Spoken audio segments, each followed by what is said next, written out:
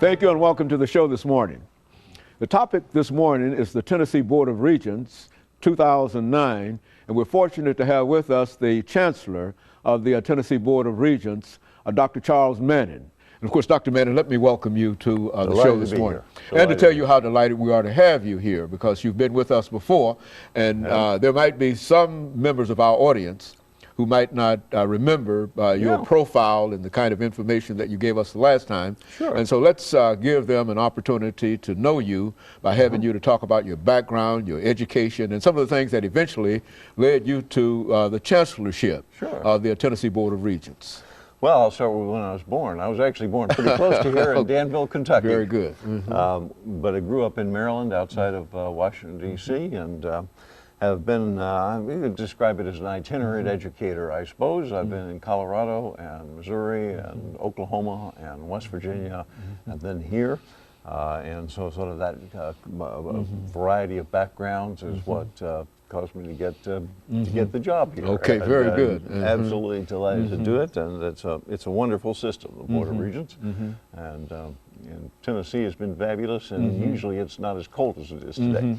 Let's talk about the Tennessee Board of Regents, because a lot of folks might, they hear of the Board of Regents often, but they might not really have a real understanding exactly what they do at the Board of Regents. And the Board of Regents is the governance system as it's described. There are basically two higher education public governance systems, the University of Tennessee and Tennessee Board of Regents. And so I like to say we're sort of all of public higher education that's not orange. Okay, very good. And so it includes technology centers where degrees aren't given. There's one here in Nashville on White Bridge Road. And they do things like airplane mechanics and development, to truck driving, to non-degree kind of, but still preparation for jobs that do very well and they earn lots of money. Then the community colleges, and there are 13 of those, and the Nashville State Technical Community College, again, is on White Bridge Road. That's here locally, and Ball State is another one close by. And then 6 universities, from the University of Memphis to locally here, MTSU, Tennessee State, and Austin Peay, Tennessee Tech, and East Tennessee State University. So about over 185,000 students overall on an annual basis, and it's a big enterprise that integrates a lot of levels together. It's a huge operation, I would say, from in terms of students, in terms of faculty and professionals, and et cetera, and et cetera. It has a huge responsibility too, I would imagine. Well, yeah, there's along with that, of course, there's about 14,000 employees across the whole system as well. So yes, it is big, and it's in terms of access and giving people an opportunity to get an education. It's the principal state entity to carry that out and do that.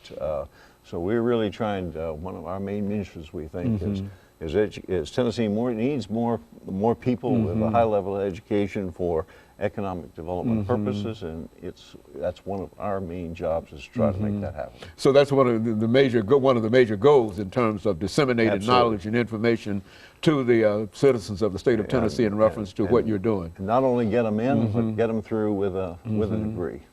Now, are we very, very successful in doing that this year compared to how we have been able to operate?